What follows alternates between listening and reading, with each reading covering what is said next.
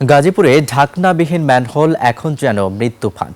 একের পর এক দুর্ঘটনা, এমনকি প্রাণহানির ঘটনাও ঘটছে। নগরবাসীর অভিযোগ, দীর্ঘদিনেও মেলেনি স্থায়ী সমাধান। গাজীপুর প্রতিনিধি অপূর্ব রায় তথ্যচিত্রে সুমন সিদ্দিকীর রিপোর্ট।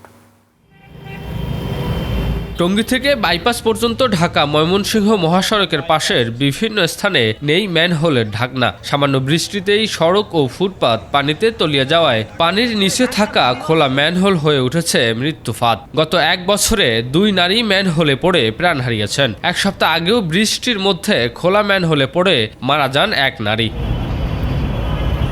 শুধু মহাসড়ক নয়, নগরীর রাজবাড়ী রোড সহ বিভিন্ন এলাকাতেও ঢাকনাবিহীন ম্যানহোলে দুর্ভোগ বাড়ছে। নিরাপদ চলাচল নিশ্চিত করতে দ্রুত ব্যবস্থা নেয়ার দাবি জানিয়েছেন স্থানীয়রা।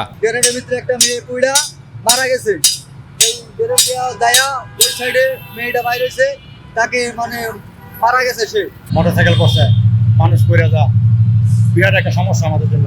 মাঝে বৃষ্টি হয়, বৃষ্টির জন্য এগুলো ঢেকে যায়। অনেক সময় হচ্ছে কি অনেকে পড়ে যায়। আমার একটা ফ্রেন্ড ওই দিন পড়ে গেছিল আমাদের কোচিং থেকে আসার সময়। আমরা চাই এই মেন হল গুলো যাতে ঠিক করা হয়। সিটি কর্পোরেশনের দৃষ্টি আকর্ষণ করছি যাতে তাড়াতাড়ি এই ড্রেনটা পুরোপুরি সব রাজবাড়ী থেকে একবারে রেলগেট পর্যন্ত চেক করা হয়।